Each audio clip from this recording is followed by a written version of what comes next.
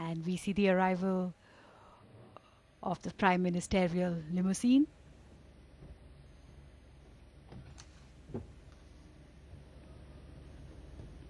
The man of the moment, the Honorable Prime Minister of India, Shri Narendra Modi, being received by Shri Jitendra Singh and other officials.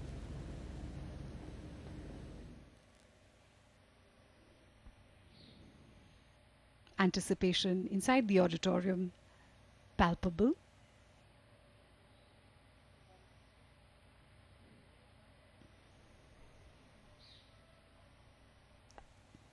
As the Prime Minister arrives on the dais, we hand you over to the anchor inside.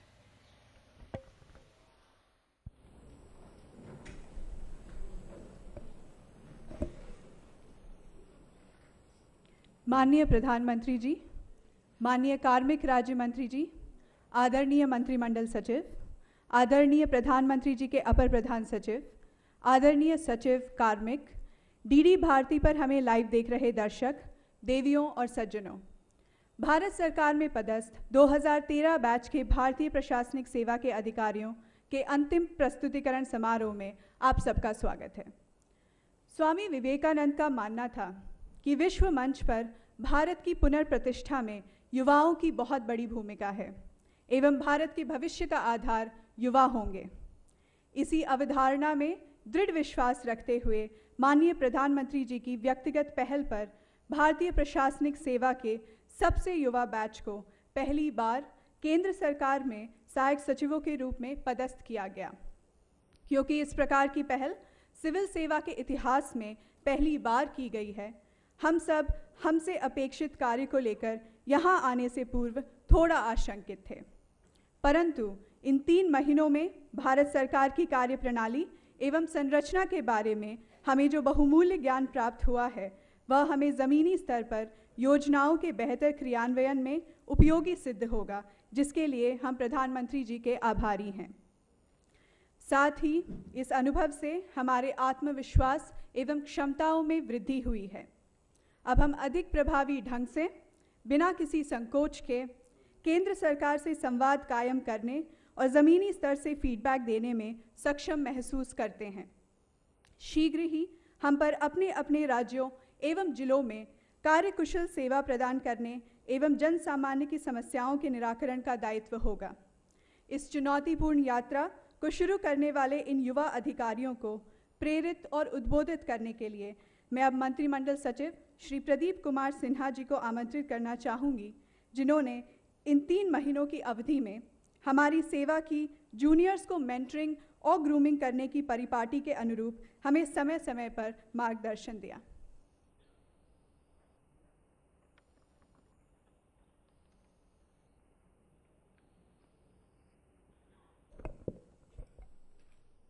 आदरणीय प्रधानमंत्री जी, माननीय कार्मिक राज्य मंत्री जी, अपर प्रधान सचिव, सचिव कार्मिक, भारत सरकार के सचिवगण, उपस्थित अन्य अधिकारीगण एवं 2013 बैच के युवा IAS अधिकारी, सर्वप्रथम हम माननीय प्रधानमंत्री जी के प्रति हृदय से आभार व्यक्त करते हैं, जिन्होंने समय निकालकर इस सत्र को संबोधित करने पर अपनी सहमति दी।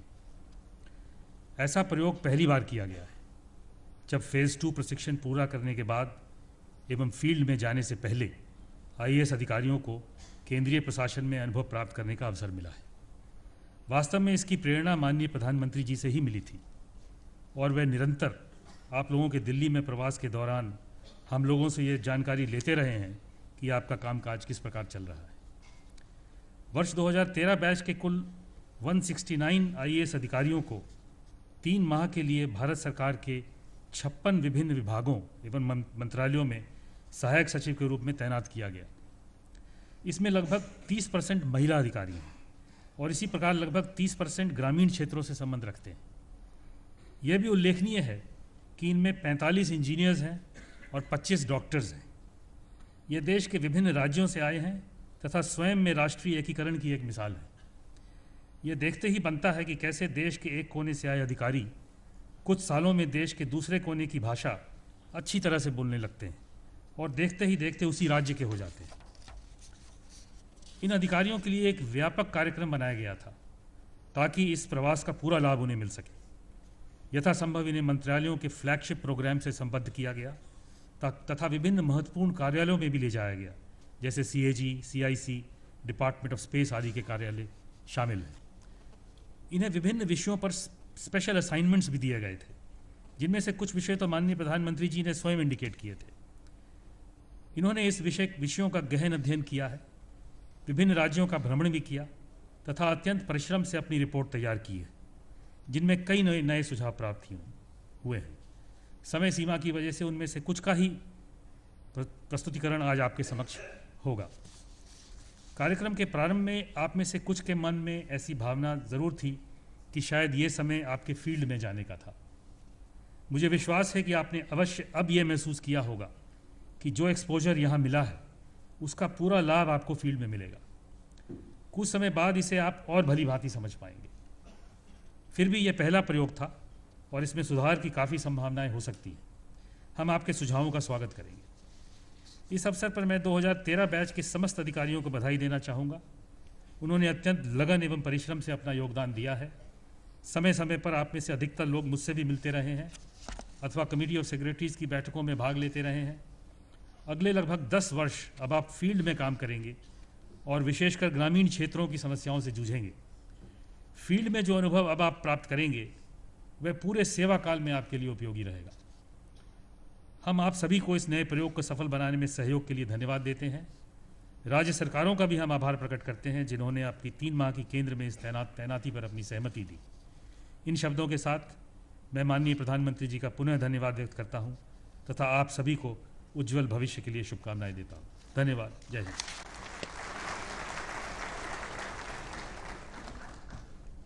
मैं मंत्रिमंडल सचिव महोदय को उनके प्रेरणादायक शब्दों के लिए धन्यवाद देती हूँ और अपने पूरे बैच की ओर से विश्वास दिलाना चाहूँगी कि हम अपनी गौरवपूर्ण सेवा के आदर्शों एवं परंपराओं के उच्च मानकों पर खरा उतरेंगे तथा अंतिम व्यक्ति तक सरकार की कल्याणकारी योजनाओं को पहुंचाने के लिए अपने पूरे सेवा काल में प्रयासरत रहेंगे। 169 सहायक सचिवों द्वारा विभिन्न कार्यालयों में फाइलों के निष्पादन के साथ साथ सरकारी कार्यक्रमों में किस प्रकार से कार्यकुशलता बढ़े, उनमें प्रोसेस री इंजीनियरिंग और इनोवेशन लाने के लिए विविध प्रकार की परियोजनाओं पर काम किया गया, जैसे कि analytics and visualization in governance for effective decision making, improving monitoring and efficacy of राष्ट्रीय उच्चतर शिक्षा अभियान, convergence of Rajiv Gandhi National Crèche Scheme and Integrated Child Development Scheme, geotagging of sports infrastructure, identifying gaps in the National Handloom Development Program and rationalization of central sector schemes. सभी सहायक सचिवों ने 2 दिन तक अपने निष्कर्ष और सुझाव पेश किए, जिनमें से वरिष्ठ अधिकारियों द्वारा 6 प्रस्तुतियां सबसे उत्कृष्ट और प्रभावी चुनी गई। ये आज आपके समक्ष प्रस्तुत की जाएंगी।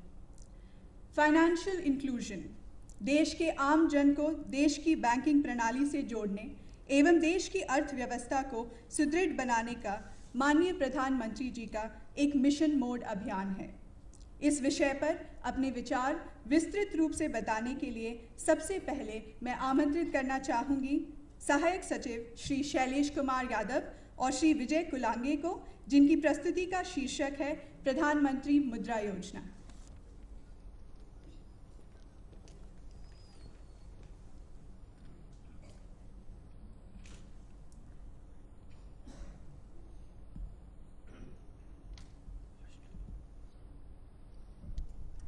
नमस्कार। माननीय प्रधानमंत्री महोदय,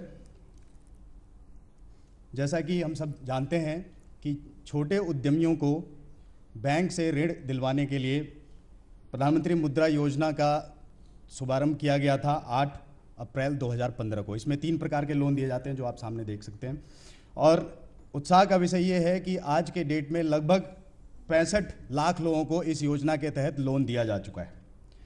ये लोन फील्ड में ज़मीन पे कैसे काम कर रहे हैं, ये योजना कैसे काम कर रही है, जानने के लिए हमने एक छोटी सी फील्ड स्टडी करी आंध्र प्रदेश और उड़ीसा में।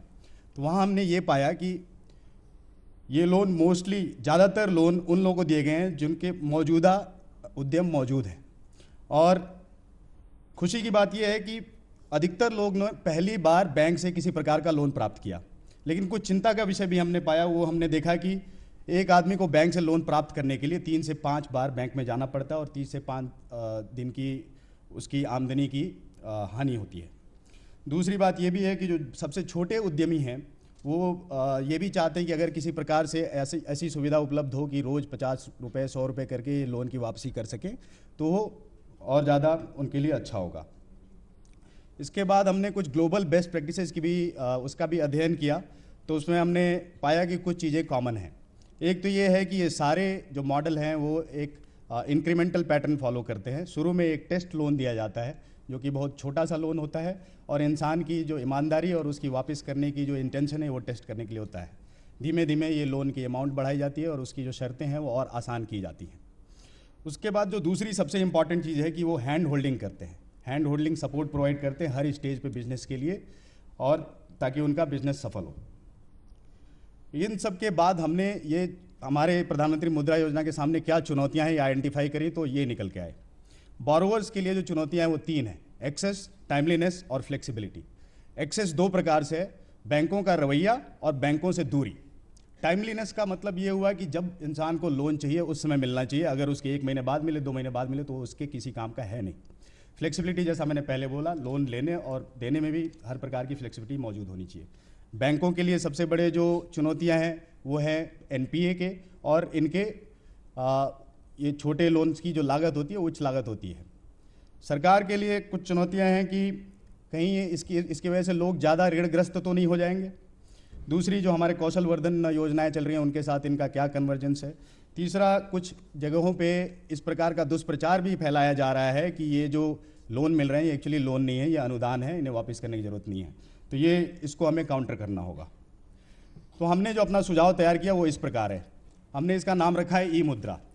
ई मुद्रा एक स्मार्ट टेक्नोलॉजिकल प्लेटफॉर्म है जो हर प्रकार का डेटा प्राप्त करेगा, उसको संग्रह करेगा और उसका विश्लेषण करेगा, और इसको फ्रीली सारे लेंडर्स को डिसबर्स करेगा। इसमें हर प्रकार का डेटा होगा जो लेंडर्स इसमें रजिस्टर्ड होंगे, जो बोरोवर्स हैं और कब कब रीपे करते हैं।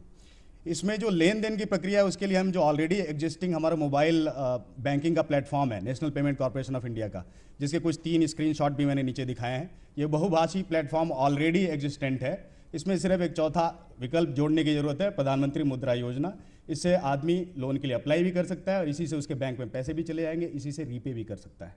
एज ए स्पिन ऑफ, जब ये सारा डेटा एक जगह पे इकट्ठा होगा तो हम एक जगह पे बैठे हुए हर एक व्यक्तिगत बोरोवर की complete information 1 click off button पे पा सकते हैं।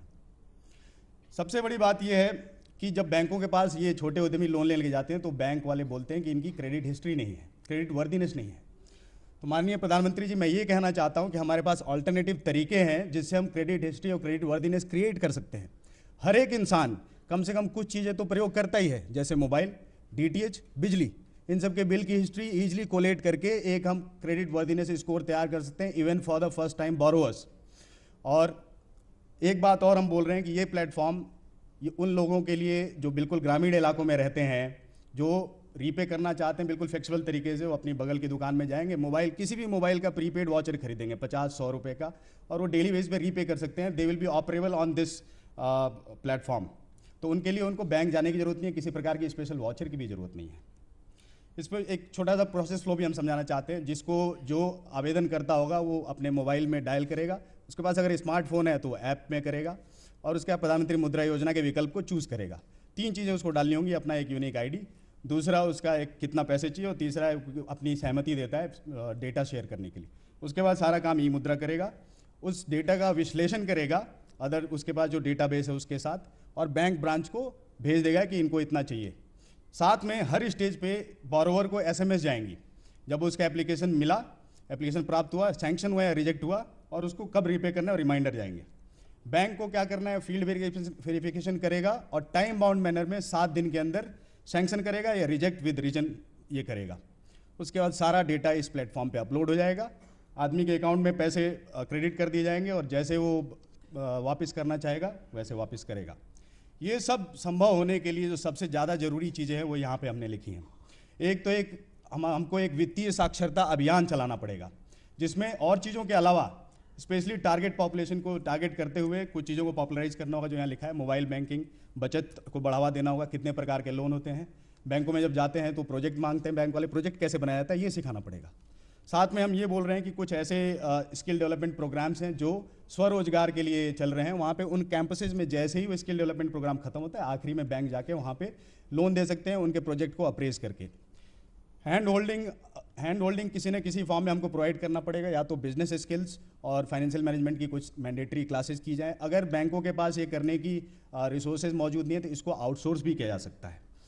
एक और चीज़ हम ये बोल रहे हैं कि कुछ जगहों पे ये छोटे उद्यमी जो है बड़े यूनिक प्रोडक्ट बनाते हैं, उनका अगर मार्केट लिंकेज ई कॉमर्स के थ्रू कर दिया जाए तो उनको एक मार्केट भी मिल जाएगा।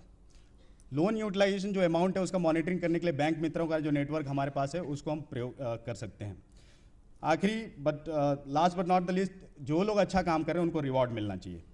हम ये बोल रहे हैं कि अगर इसको लागू किया गया तो भविष्य में क्या होगा। इसमें हर प्रकार के small banks, even private borrowers को भी इंटीग्रेट किया जा सकता है, और एक जो हमारा स्मॉल बिजनेस फाइनेंस इकोसिस्टम है वो परिपक्व हो जाएगा।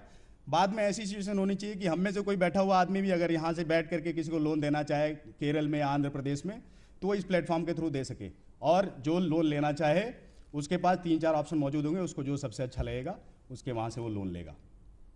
धन्यवाद। जय हिंद।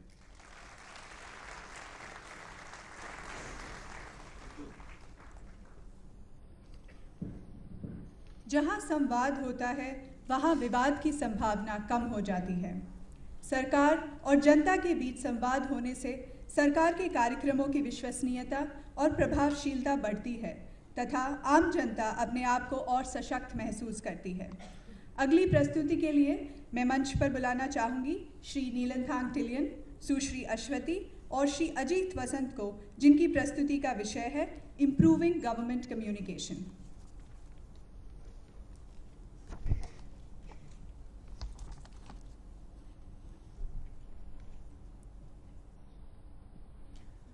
माननीय प्रधानमंत्री महोदय, सर, हमारी प्रस्तुति का विषय है improving government communication. Sir, there is need for effective government communication, and why is this? We would like to take the case of Mr. Atokasumi, who is a 17-year-old student from Nagaland, and he is filling up a form for minority scholarship, which requires an income certificate and also for minority status.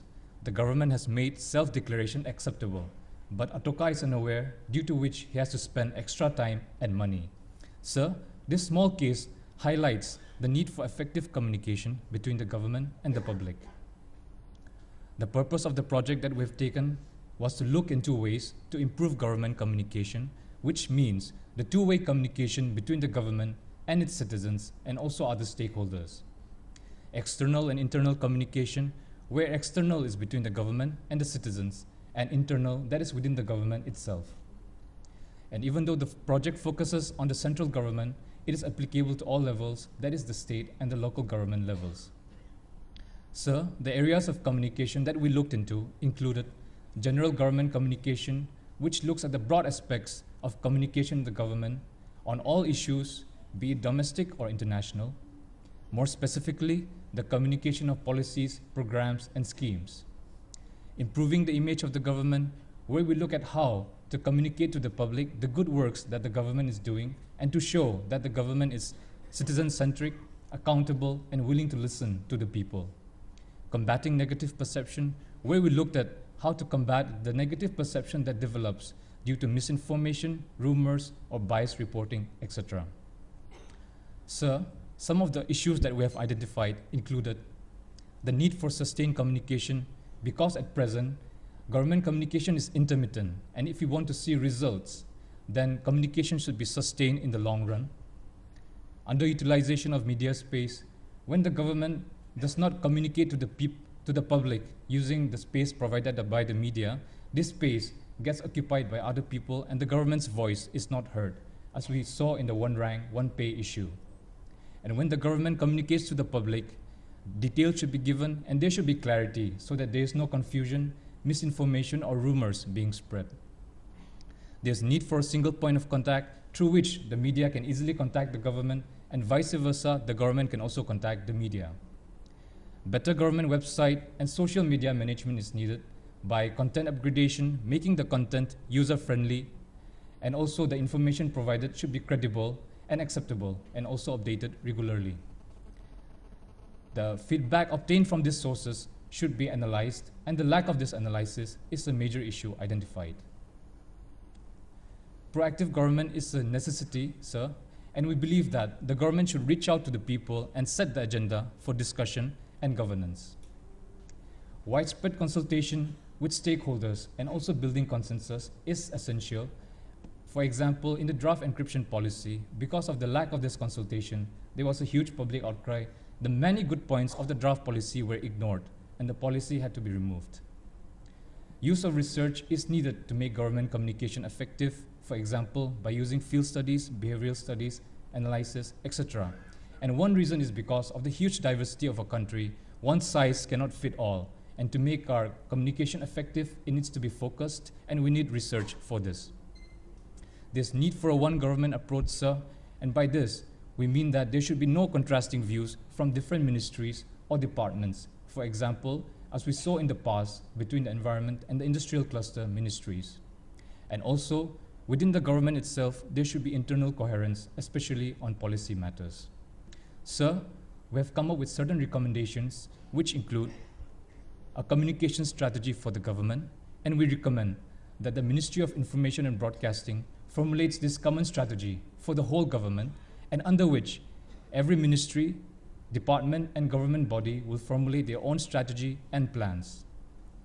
Every ministry should have a spokesperson, and he or she will be supported by a media or communication wing, and here the role of the Indian Information Service is important. Communication should be focused, customized, and target group oriented, and we take the Swachh Bharat Abhiyan example, where our colleagues who are working in this mission have recommended that the men also be targeted, and the communication strategy should include health for all, rather than focusing just on the women and children, so that we can achieve an open defecation-free society much faster. Big data analysis, where we analyze the huge amount of government data that we have to find correlations which will make our communication more focused and effective.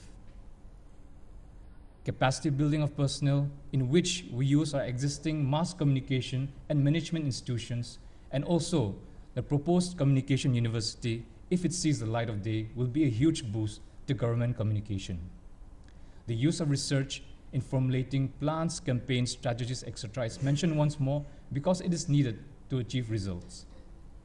The optimal use of TV, radio, and print media, through which the government views are communicated to the public through debates and interviews in the electronic and print media, is mentioned. Storytelling is an effective way of communicating, and we recommend that short film advertisements of 3 to 4 minute long telling stories can be used on a much wider scale, for example, discouraging people from tobacco use or encouraging people to give up their LPG subsidies. The MyGov platform, we recommend that it be used on a more active and on a much wider scale by every ministry and department to have consultations with the public on any new initiative or policy. And this can become a single platform through which any person can have a discourse with the government along with any other person on any issue of national importance. Sir, इसी के साथ हम अपनी प्रस्तुति को समाप्त करते हैं। धन्यवाद। जय हिंद।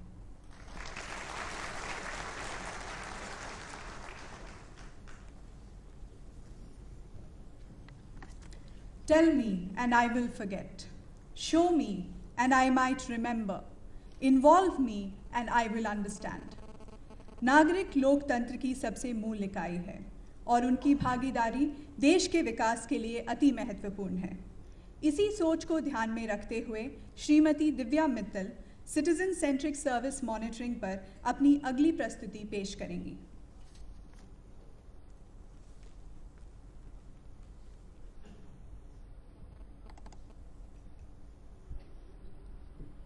नमस्कार, माननीय प्रधानमंत्री महोदय, देवियों और सज्जनों।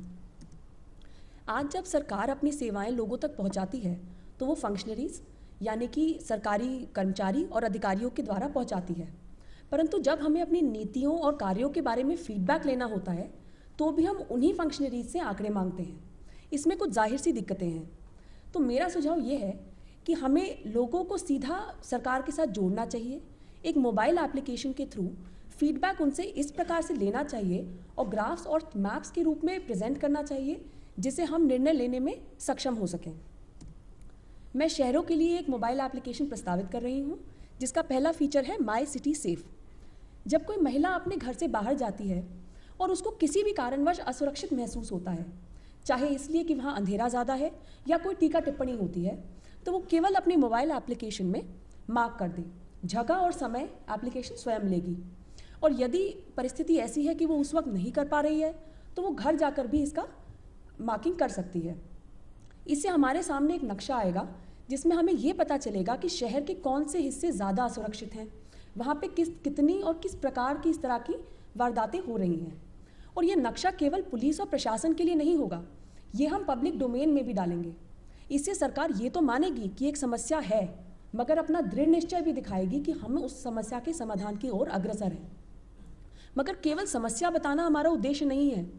अगर समस्या है तो हमने उसके लिए समाधान क्या ढूंढे, निर्णय क्या लिए, एक्शन टेकन रिपोर्ट्स भी हमें पब्लिक डोमेन में डालनी होंगी। और क्या एक्शंस हम ले सकते हैं? पुलिस की पेट्रोलिंग कहाँ होनी चाहिए, किस वक्त होनी चाहिए, कहाँ पे पब्लिक ट्रांसपोर्ट बढ़ाया जाए। सीसीटीवी कैमरास को हम वहाँ एग्जैक्टली लगा सकते हैं जहाँ पे समस्या ज़्यादा है। स्ट्रीट लाइटिंग और कम्युनिटी पुलिसिंग का भी इस्तेमाल कर सकते हैं।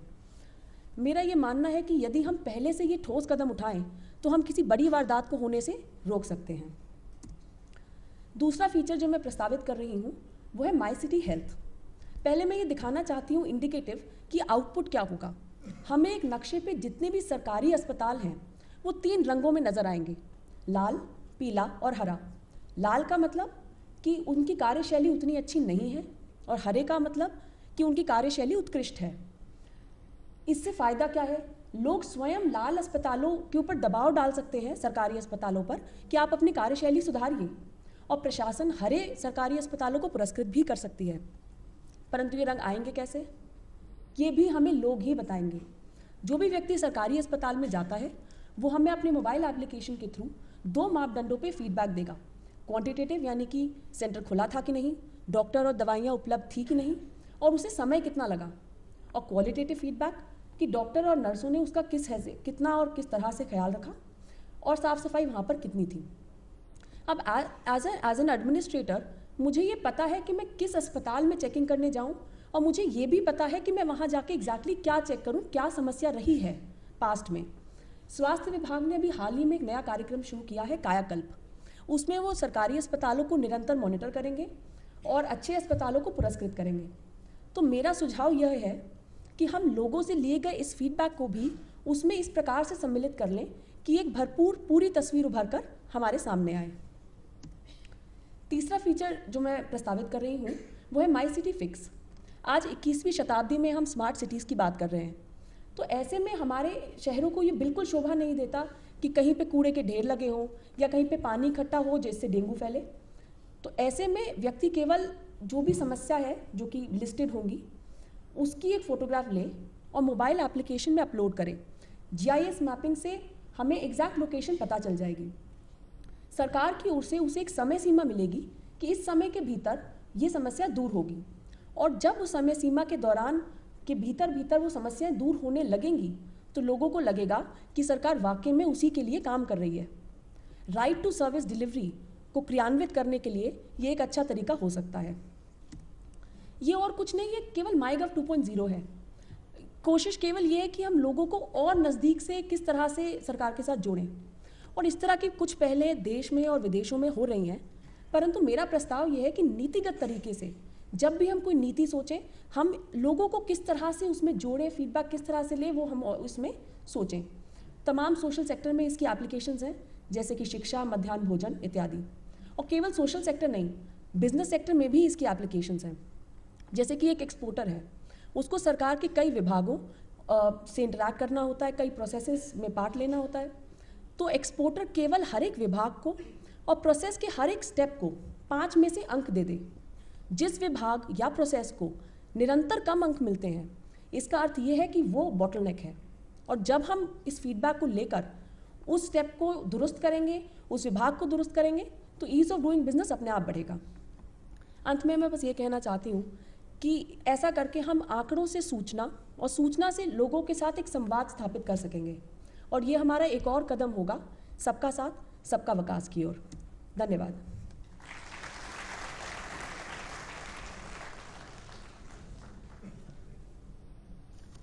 अनेकता में एकता, यही भारतीय सभ्यता और संस्कृति का मूल मंत्र रहा है। यहाँ विभिन्न संस्कृतियाँ, धर्म, जाति और संप्रदाय के लोग सदियों से साथ साथ रहते आए हैं। यही भावना हमारे देश को श्रेष्ठ बनाती है। इसी भाव को एक भारत श्रेष्ठ भारत के रूप में प्रस्तुत करने जा रहे हैं श्री शशांक कोंडूरू, श्री पार्थ गुप्ता और Shri Naval Kishore Chaudhary.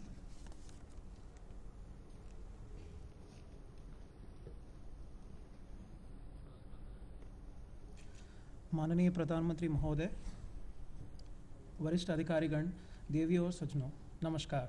We'll be presenting to you our proposals under Ek Bharat, Shresth Bharat.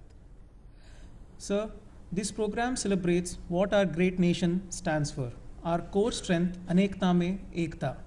Through continuous exposure and exchange, it aims to increase appreciation of creative achievements and promote excellence. Being an important mandate, we have interacted with people within and outside the government for the past 2 months to shape our proposals. So, the primary objective of this program is greater interaction amongst the states. And how do we propose to do it? हर साल हर राज्य 5 राज्यों में जाएगा और उन्हीं 5 राज्यों को host भी करेगा। ये 6 राज्य जो एक ग्रुप में हैं, साल भर आपस में इंटरैक्ट करेंगे। देश भर में ऐसे 5 ग्रुप बनेंगे और हर साल हर ग्रुप का कंपोजिशन भी बदलेगा। जैसे in the first year from the north region, Haryana and Delhi will get to interact with states like Goa, Chhattisgarh, Andaman and Nicobar, Assam and Arunachal Pradesh. As you can see, every region gets represented in each of these groups. In fact, each group is a microcosm of India. Similarly, Himachal Pradesh will get to interact with states from different regions. And in the second year, Haryana and Delhi will get to interact with the states which they have not interacted in their first year. In this manner, every state will get to interact with entire India within a period of 5 to 6 years. The format of interactions, what we are proposing are 2. 1, flagship Unity Week starting on 31st October, and 2, different events spread over the year, which I'll be elaborating on shortly. So, our states are a reserve of immense cultural wealth and best practices in many fields. Keeping that in mind, the areas of interaction would be performing arts, cuisines, handlooms, handicrafts, literature, and films in the cultural sphere. Apart from this, youth, who are the brand ambassadors for this program, will be our focus. Beyond the cultural sphere and engaging the youth, states have many best practices to share in the area of governance, be it healthcare, education, sanitation, or local innovations. All these areas will have an appropriate platform under Ek Bharat, Shresth Bharat. Now, sir, if I may further elaborate on the Unity Week, Ekta Saptah. This will be our flagship event. This will be celebrated in all the states and all union territories simultaneously. And we thought it would be appropriate to schedule this starting with 31st October, which we celebrate as Ekta Divas. The group of states interacting under Unity Week will be focusing on cultural activities like performing arts and so on. To give you a glimpse into the activities under Unity Week, it will start with a grand opening ceremony. Each of the visiting states will be designated with 1 day so that they can come up with their own cultural programs, films, or literary meetings. Exhibitions and food festivals of all the group states will happen throughout the week, and there will be a closing ceremony to end the program.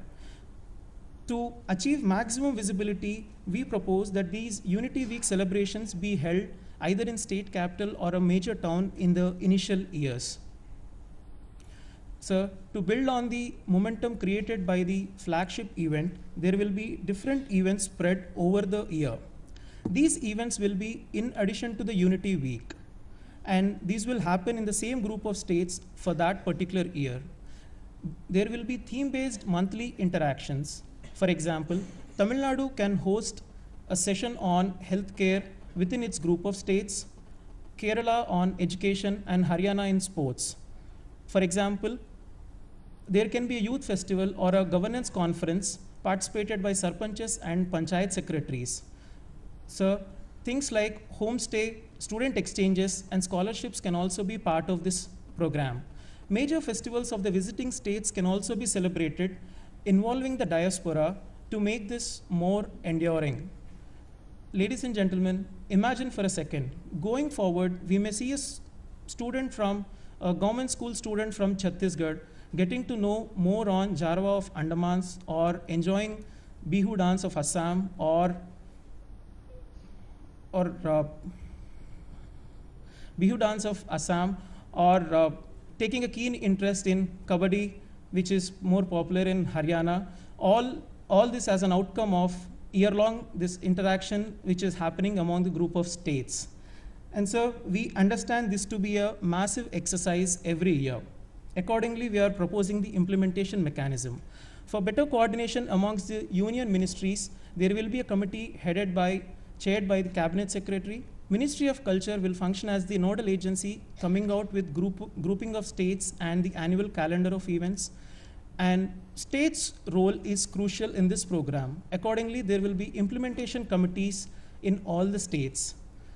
So under this program, apart from being an anchor, government can also function as a facilitator involving the society at large to make this more impactful. Ladies and gentlemen, what makes this program so unique is its scale, continuity, and the role played by each state. In conclusion, we firmly believe that the proposed initiatives will uphold the great ideals of our Constitution and form small but necessary steps in our journey of Ek Bharat, Shreshth Bharat. Thank you. Jai Hind.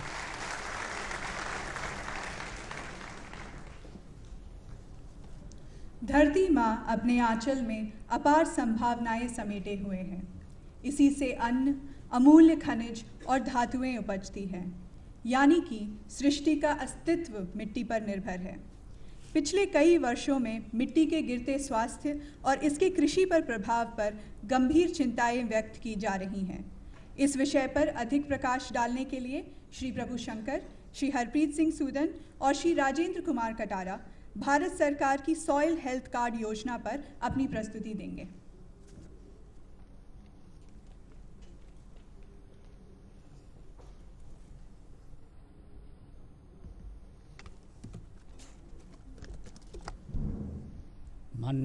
माननीय प्रधानमंत्री महोदय, वरिष्ठ अधिकारीगण, देवियों एवं सज्जनों, नमस्कार। हमारा project soil health card scheme पर है, जिसमें हमारा मकसद था इसके इम्प्लीमेंटेशन लेवल चुनौतियों को स्टडी करना, बेस्ट प्रैक्टिसेस को डॉक्यूमेंट करना और इस स्कीम को और बेहतर करने के लिए सुझाव देना था। इस स्कीम का उद्देश्य है site specific nutrient management of the soil, ताकि उर्वरकों की अत्यधिक और असंतुलित उपयोग रोका जा सके। इसके हितग्राही 14 करोड़ किसान हैं, जिन्हें हर 3 साल में सॉइल हेल्थ कार्ड दिया जाएगा और पहले 2 साल में लगभग 2.5 करोड़ सॉइल सैंपल्स ग्रिड्स के आधार पर लिया जाना है और कुल 12 पैरामीटर्स का परीक्षण किया जाएगा, जिसमें सेकेंडरी न्यूट्रिएंट्स और माइक्रो न्यूट्रिएंट्स भी शामिल है। इसके प्रमुख 4 चरण हैं: सैंपल कलेक्शन, उसकी एनालिसिस, MIS और सॉइल हेल्थ कार्ड का वितरण। इस संदर्भ में हमने हमारे देश के 8 राज्यों के 20 जिलों में फील्ड विजिट्स की, जिसमें हमें कुछ कॉमन चैलेंजेस पाए गए। सैंपल कलेक्शन के स्तर पर ट्रेन मैन पावर की शॉर्टेज थी, GPS डिवाइसेस की कमी थी, या सैंपल कलेक्शन विंडो पीरियड में रीजनल वेरिएशंस पाए गए। और सैंपल एनालिसिस के स्तर पर या तो सॉइल टेस्टिंग लैब्स पर्याप्त नहीं है, या फिर जहां लैब्स है उधर माइक्रोन्यूट्रिएंट टेस्टिंग फैसिलिटी नहीं है, और जहां ये दोनों है उधर स्किल्ड मैन पावर नहीं है। और इसके तात्कालिक समाधान में ICAR द्वारा विकसित लो कॉस्ट टेक्नोलॉजी उपलब्ध है, पर इन उपकरणों की आपूर्ति मांग की तुलना में बहुत कम है। MIS के स्तर पर लेगेसी डाटा माइग्रेशन इश्यूज़ हैं और सेंट्रल और स्टेट पोर्टल्स आपस में बात नहीं करते, कॉम्पेटिबिलिटी इश्यूज़ हैं और अभी सभी भाषाओं में MIS उपलब्ध नहीं है। प्रशासनिक स्तर पर भी कुछ समस्याएं हैं, जैसे कुछ स्टेट्स में मैचिंग कंट्रीब्यूशन रिलीज़ नहीं हो रहा है और विभिन्न राज्यों की क्षमताओं में और तैयारी में बहुत फ़र्क है। और कई जगह हमने ये देखा कि जिला प्रशासन में उनकी प्राथमिकता में ये स्कीम बहुत लो प्रायोरिटी है और इंटर डिपार्टमेंटल कोऑर्डिनेशन में भी कमियां हैं। इन कॉमन चैलेंजेस के अलावा हमें स्टेट स्पेसिफिक ऑब्जर्वेशंस भी देखने को मिले, जैसे हरियाणा में खेत के चयन की समस्या है और बेनिफिशियरी किसको बनाएं, मालिक को या खेती करने वाले को, इसमें प्रॉब्लम्स हैं। केरल में हमने ये देखा कि काम का वितरण विभागों के बीच, उसमें समस्याएं हैं। राजस्थान और मध्य प्रदेश में हमने देखा कृषि विज्ञान केंद्र और उपकरणों की तो अच्छा पोटेंशियल है जो अंडर यूटिलाइज है। उत्तर प्रदेश में पावर बैकअप्स की कमी है और केमिकल रिएजेंट्स की कमी है और गुजरात में कार्ड के वितरण के बाद फॉलोअप मिनिमल है। और उन राज्यों से फीडबैक हमें ये मिला था कि एग्रीकल्चर इनपुट्स के साथ लिंकेजेस हों, कंपोनेंट वाइज एक्सपेंडिचर में फ्लेक्सिबिलिटी दें, soil deficiency guidelines region wise बने और किसानों की ट्रेनिंग हो सैंपल कलेक्शन में और सॉइल हेल्थ कार्ड को यूज़ करने में। और MIS में हमें दो तरह के फीडबैक मिले थे। एक था कि इनपुट स्टेज में एक्सेसिव डेटा कैप्चर हो रहा है पर आउटपुट स्टेज पे लोकल क्रॉप वैरायटीज इंक्लूडेड नहीं है, और सब प्लान वाइज ग्रांट एलोकेशन को अवॉइड करें और केंद्र से फंड फ्लो को बढ़ोतरी होवे। हमें कई बेस्ट प्रैक्टिसेस इन राज्यों में देखने को मिले, जैसे सैंपल कलेक्शन के स्तर पर तमिलनाडु और गुजरात में विभिन्न विभागों के स्टाफों के बीच बेहतर तालमेल देखने को मिला और गुजरात में एक कदम आगे बढ़ते हुए हर खेत से सैंपल कलेक्शन हो रहा है, जो बहुत आइडियल सिचुएशन है। आंध्र प्रदेश में जियो टैगिंग बहुत एक्यूरेट चल रहा है और राजस्थान में सैंपल कलेक्शन में किसानों को भी इन्वॉल्व किया जा रहा है। सॉइल एनालिसिस के स्तर पर हमें आउटसोर्सिंग का बहुत अच्छा मॉडल गुजरात में देखने को मिला, जहां पे प्राइवेट एजेंसीज, मंडीज और साइंस कॉलेजेस के केमिस्ट्री डिपार्टमेंट्स भी शामिल है। इसमें ये साइंस कॉलेजेस का मॉडल एक बहुत अच्छा मॉडल है जो पूरे कंट्री में रेप्लिकेट हो सकता है। और कुछ स्टेट्स तमिलनाडु और आंध्र प्रदेश में सॉइल टेस्टिंग लैब्स की स्ट्रेंथनिंग हुई है, जहां डबल शिफ्ट में काम किया जा रहा है और जूनियर रिसर्च फेलो से काम लिया जा रहा है। और MIS के स्तर पर डेटा एंट्री बहुत सेंट्रलाइज्ड रूप में और क्वालिटी मॉनिटरिंग के साथ गुजरात में हो रहा है और महाराष्ट्र में क्रॉप के स्टेज के अनुसार फर्टिलाइजर रिकमेंडेशंस बताए जा रहे हैं। और कई स्टेट्स में हमने देखा कि स्टेट किसान पोर्टल और बेस्ट प्रैक्टिसेस के साथ लिंकेजेस हैं। कार्ड के वितरण पंचायत के स्तर पर आंध्र प्रदेश और महाराष्ट्र में हो रहा है और विशेषकर आंध्र प्रदेश में सॉइल हेल्थ कार्ड्स लैमिनेटेड हो रहे हैं, साथ साथ किसानों को SMS भी भेजा जाता है। इस स्कीम को बेहतर करने के लिए हमारा सुझाव ये है कि इन बेस्ट प्रैक्टिसेस जो ऑलरेडी गाइडलाइंस में शामिल है वो अच्छी तरह ढंग से इम्प्लीमेंट हों, और उसके साथ साथ हम आपके सामने अपने कुछ सुझाव भी रखना चाहेंगे। जैसे शॉर्ट टर्म में हमारा प्रथम सुझाव ये है कि राज्य के स्तर पर मिशन मोड में जैसे पल्स पोलियो इम्यूनाइजेशन के राउंड्स होते थे, उसी तरह सैंपल कलेक्शन हो जाए, जिसमें विद्यार्थी, NCC और NSS वॉलंटियर्स को शामिल किया जाए। इससे स्कीम को विजिबिलिटी बढ़ेगी और पब्लिसिटी भी मिल जाएगी। और हमारा ये भी मानना है कि डिस्ट्रिक्ट लेवल एग्जीक्यूटिव कमिटीज़ को एक्टिवेट करना अनिवार्य है। ICR बाजार में उपलब्ध लो कॉस्ट टेक्नोलॉजी को वैलिडेट करें ताकि हमें काफ़ी ऑप्शंस मिले। और इफेक्टिव मॉनिटरिंग के लिए सॉइल टेस्टिंग लैब्स की JS मैपिंग होना भी ज़रूरी है। और MIS कॉम्प्रेहेंसिव हो with linkages to farmers portal. Long term में हमारा ये रिकमेंडेशंस है कि सॉइल कलेक्शन के लिए MGNREGS के साथ कन्वर्जेंस हो और सॉइल एनालिसिस के लिए स्किल इंडिया मिशन के साथ कन्वर्जेंस हो, जिसमें युवा ट्रेनिंग के बाद टेक्निकल एजेंट्स बने और किसानों की सहायता करें और उनको लैब्स शुरू करने के लिए क्रेडिट बेस्ड सब्सिडी दिए जाए। एग्रीकल्चर एक्सटेंशन एक्टिविटीज़ के साथ लिंकेजेस बहुत ज़रूरी है ताकि कार्ड का बेहतर इस्तेमाल हो सके, और कॉम्प्रहेंसिव फॉलोअप भी ज़रूरी है, जिसमें फार्म डेमोन्स्ट्रेशंस और किसानों के हैंड होल्डिंग इनिशियल स्टेजेस में बहुत ज़रूरी है। हमारा ये भी मानना है कि लॉन्ग टर्म में इस स्कीम का इम्पैक्ट असेस किया जाए इन पैरामीटर्स में, जैसे कि behavioural changes of the farmers या इनपुट कॉस्ट ऑफ फर्टिलाइजर में कितना फ़र्क आया। ये हमारे कुछ सुझाव हैं जिससे स्कीम बेहतर हो सकता है। 2000 साल पहले हमारे भारत देश के मशहूर तमिल कवि तिरुवल्लुवर ने किसानों के महत्व के बारे में ये बताया कि उड़दुंड वाल्वारे वाल्वार मच्चल्लाम तुड़दुंड पिंसलवर, जिसका अनुवाद इस प्रकार है: जो जीवित हैं हल चला, उनका जीवन धन्य, झुक कर खा पी कर चले उनके पीछे अन्य। इस अवसर पर मेरे प्रिय साथियों, आप सबसे मेरा निवेदन है कि जब हम फील्ड ऑफिसर्स रहेंगे तब इस स्कीम को दिल से लागू करें और किसानों की सहायता करें। आखिर धरती माँ होती है और उसकी देखभाल करना हमारा कर्तव्य है। याद रखें, स्वस्थ धरा खेत हरा। वंदे मातरम। जय हिंद।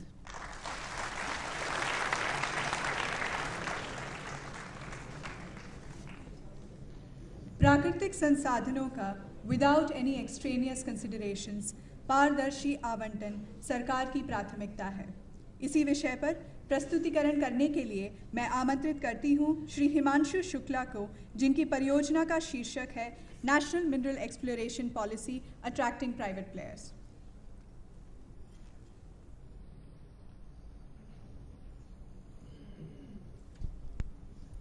नमस्कार, मेरे प्रोजेक्ट का विषय है कि नेशनल मिनरल एक्सप्लोरेशन पॉलिसी के अंतर्गत प्राइवेट सेक्टर को मिनरल एक्सप्लोरेशन के लिए किस प्रकार से आकर्षित किया जाए।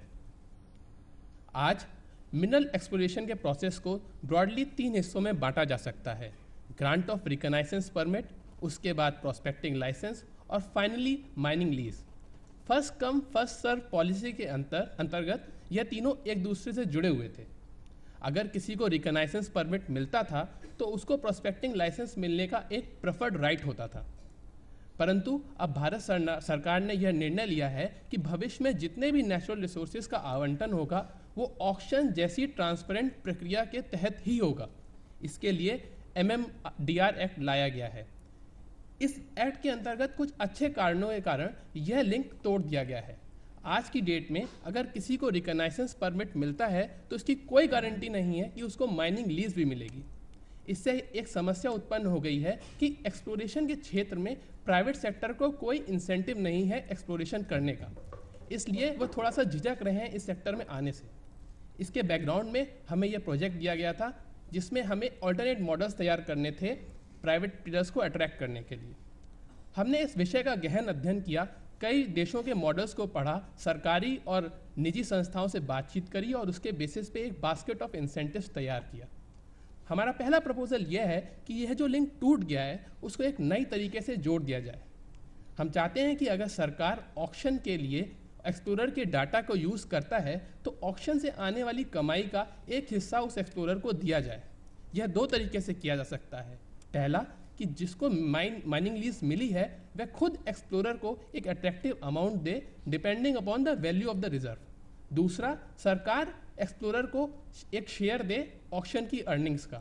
इसमें महत्वपूर्ण बात यह है कि यह राइट्स ट्रांसफरेबल होने चाहिए।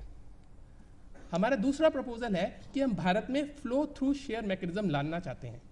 यह ऑस्ट्रेलिया और कनाडा में काफ़ी ज़्यादा प्रचलित है। इसमें लिस्टेड एक्सप्लोरेशन कंपनीज में निवेश करने पर निवेशकों को एक टैक्स रिबेट मिलता है। अगर हम यह मैकेनिज्म लाएंगे तो हम माइनिंग सेक्टर में स्टार्टअप्स को बूस्ट कर सकते हैं।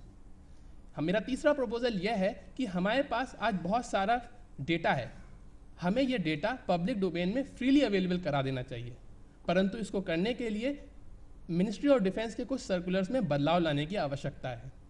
चौथा, हम चाहते हैं कि एक्सप्लोरेशन डेटा के ट्रेड को बहुत ही आसान बना दिया जाए। एक रिपोर्टिंग डेटा फॉर्मेट बनाया जाए जिसको सरकारी संस्था सत्यापित करेगी और उसके बाद उसका ट्रेड आसान हो जाएगा। इस स्टेप को करने से माइनिंग सेक्टर में ईज ऑफ डूइंग बिजनेस को काफ़ी बढ़ावा मिलेगा। इसके बाद हम चाहते हैं कि जो परमिट फीस ली जाती है उसके लिए स्लाइडिंग स्केल तैयार किया जाए। इसमें यह ध्यान दिया जाए कि अगर जोग्राफिकल एरिया टफ है, वहाँ एक्सप्लोरेशन करना टफ है, तो वहाँ फीस कम हो और काइंड ऑफ मिनरल्स और बाकी फैक्टर्स को भी ध्यान में रखा जाए। सर्वे और एक्सप्लोरेशन को अब negative list of service tax में डालने का टाइम आ गया है। साथ ही साथ एडवांस टेक्नोलॉजी के लिए कस्टम ड्यूटी पर रिलैक्सेशन की ज़रूरत है। सर, इनकम टैक्स एक्ट जो है वो ऑयल और नेचुरल गैस में अगर कोई एक्सप्लोरेशन करता है और उसको असफलता मिलती है फिर भी उसको कुछ टैक्स रिबेट देती है। हम ये चाहते हैं कि यह जो इंसेंटिव्स हैं ये बाकी मिनरल्स को भी देने चाहिए। सर, इन इंसेंटिव्स के अलावा हमने कुछ और मेजर्स भी प्रपोज किए हैं जो एक्सप्लोरेशन को बूस्ट करेंगे। सर, डीप सीटेड और कंसीड मिनरल्स वह मिनरल होते हैं जो सतह से बहुत नीचे पाए जाते हैं, जैसे डायमंड और गोल्ड।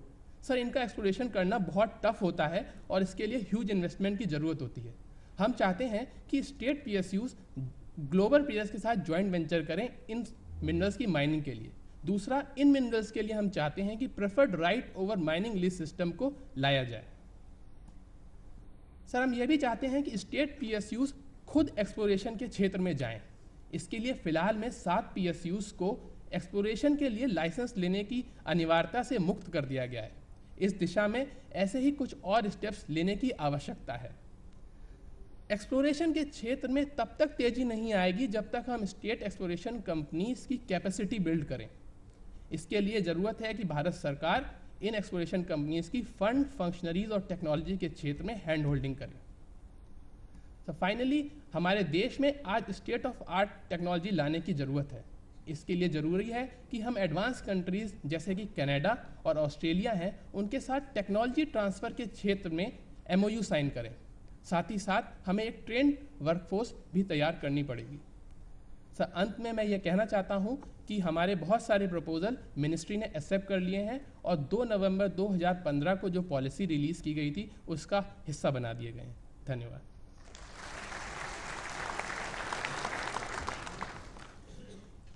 देवियों और सज्जनों, यह 3 माह का कार्यक्रम हम सबके लिए एक विशिष्ट अनुभव रहा है। हमें आशा है कि हम युवा अधिकारियों के लिए यह एक मजबूत आधारशिला के रूप में साबित होगा। केंद्र सरकार के उच्चतम स्तरों पर नीति निर्माण एवं निर्णय प्रक्रियाओं की जानकारी के बाद अब हम केंद्र सरकार और ज़मीनी स्तर पर कार्यान्वयन के बीच की कड़ी बनने का प्रयास करेंगे। कार्मिक एवं प्रशिक्षण विभाग ने कम समय में सहायक सचिवों के निवास, स्वास्थ्य, खाने की व्यवस्था एवं अन्य सुविधाओं के लिए अनेकों प्रयास किए और बहुत अच्छा प्रबंध किया। हमारे कार्य एवं परियोजनाओं को और सार्थक बनाने के लिए कार्मिक एवं प्रशिक्षण विभाग एवं विभागीय मेंटर्स ने समय समय पर हमारे कार्य की समीक्षा की और हमें मार्गदर्शन दिया। इसके लिए हम आपके आभारी हैं। केंद्रीय प्रतिनियुक्ति के इस कार्यकाल के दौरान हमें न केवल अपने वरिष्ठ अधिकारियों से बल्कि अन्य सिविल एवं कनिष्ठ सेवाओं के अधिकारियों, सहयोगियों एवं सेक्शन स्तर पर बहुत कुछ सीखने को मिला है। देवियों और सज्जनों, ये बहुत कम होता है कि आपको देश के प्रधानमंत्री को सुनने का मौका मिले और यह इससे भी कम होता है कि प्रधानमंत्री जी खुद आपके श्रोता बने। माननीय प्रधानमंत्री जी की निजी पहल के कारण आज सिविल सेवा के इतिहास में पहली बार यह सौभाग्य 2013 बैच के अधिकारियों को प्राप्त हुआ है। मैं आमंत्रित करना चाहूँगी भारत के माननीय प्रधानमंत्री श्री नरेंद्र मोदी जी को कि वे उत्सुकता से प्रतीक्षा कर रहे युवा अधिकारियों से उनकी क्या अपेक्षाएं हैं उस पर हमारा मार्गदर्शन करें, ताकि हम उनके संवाद को देश के कोने कोने में ले जाकर उनका कार्यान्वयन कर सकें।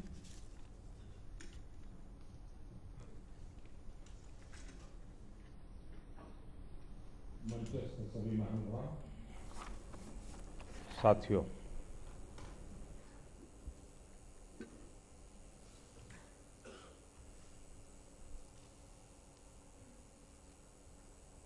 जीवंत व्यवस्था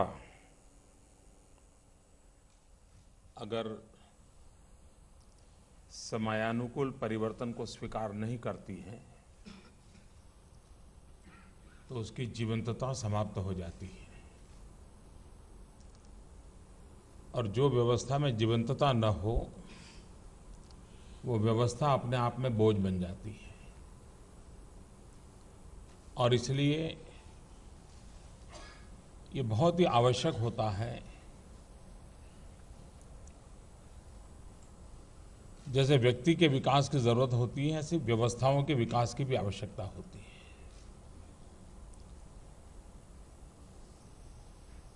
समयानुकूल परिवर्तन की आवश्यकता होती है। कालबाह्य चीजों से मुक्ति के लिए बहुत बड़ा साहस लगता है, लेकिन अगर प्रयोग करते हैं, उसका सही ढंग से ऑब्जर्वेशन करते हैं तो कुछ चीजें नई हम स्वीकार करने की मनस्थिति भी बना लेते हैं। आज यहां 2 प्रकार के लोग हैं। एक वो हैं जो जानदार हैं,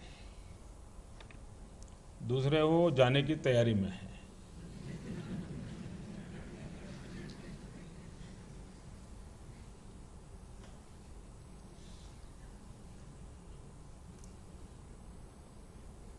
वो इंतज़ार करते होंगे कि अब 16 में जाना है तो फिर क्या करेंगे, 17 में जाना है तो क्या करेंगे। और आप लोग सोचते होंगे कि यहाँ से जाने के बाद जहाँ पोस्टिंग होगा पहले क्या करूँगा, फिर क्या करूँगा, कैसे करूँगा। यानी दोनों उस प्रकार के समूहों के बीच में आज का ये अवसर है। जब आप लोग मसूरी से निकले होंगे तब तो बिल्कुल एक ऐसा मिजाज होगा कि वाह, अब तो सब कुछ हमारी मुट्ठी में है।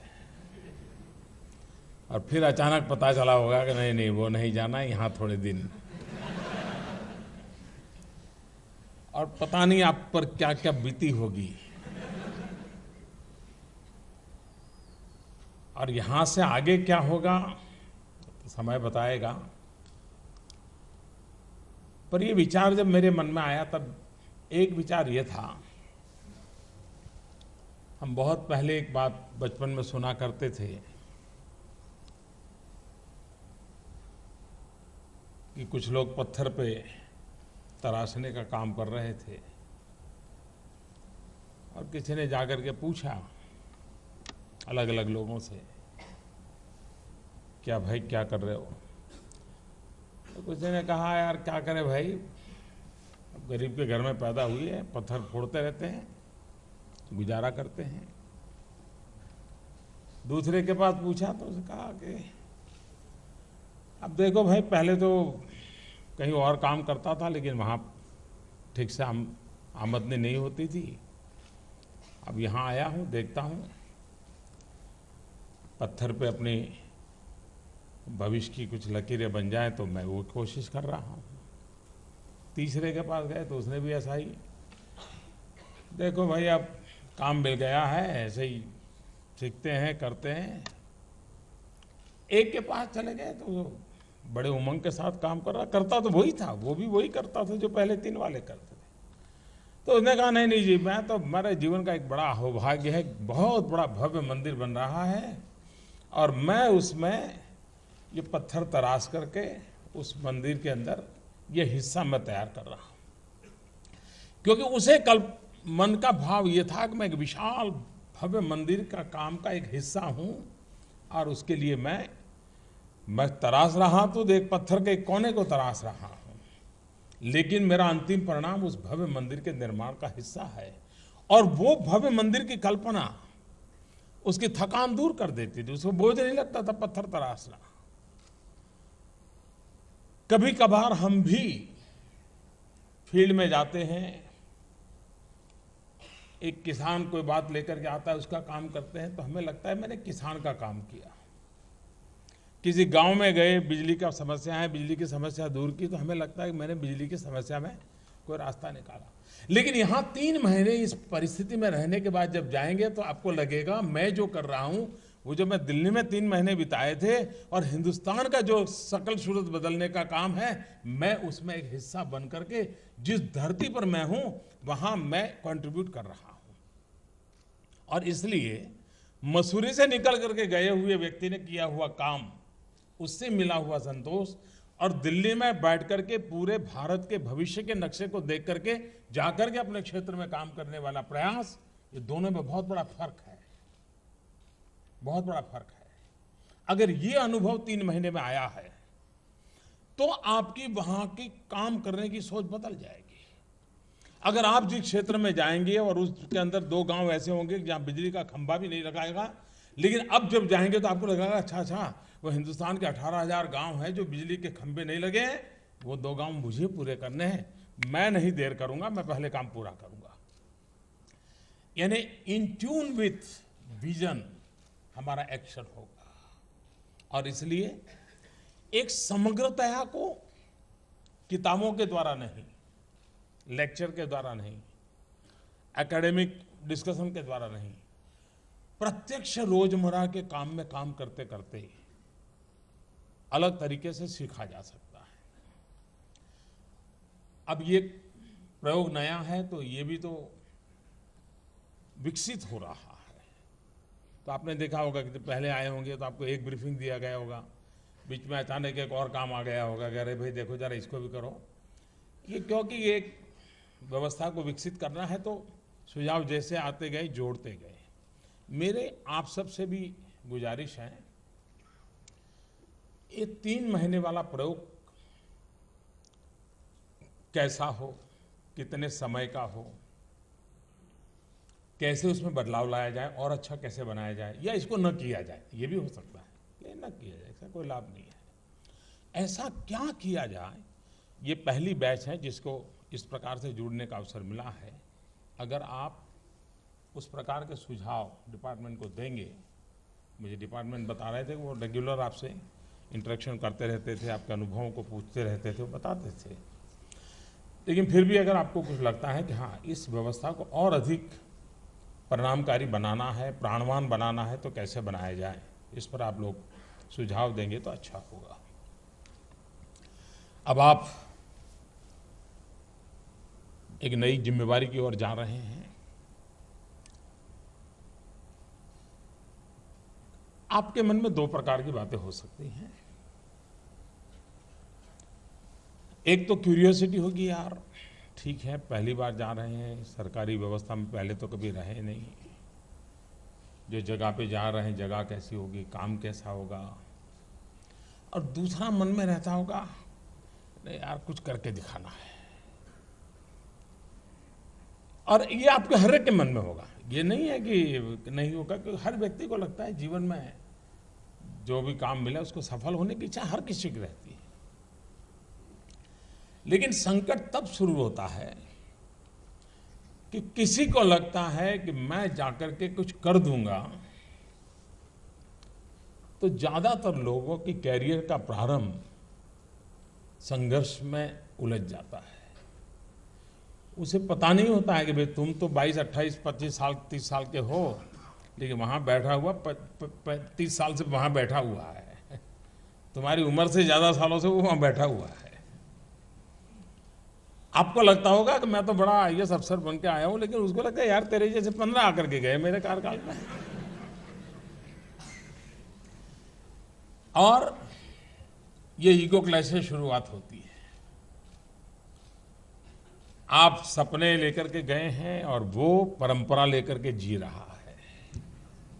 आपके सपने और उसकी परंपरा के बीच का टकराव शुरू होता है।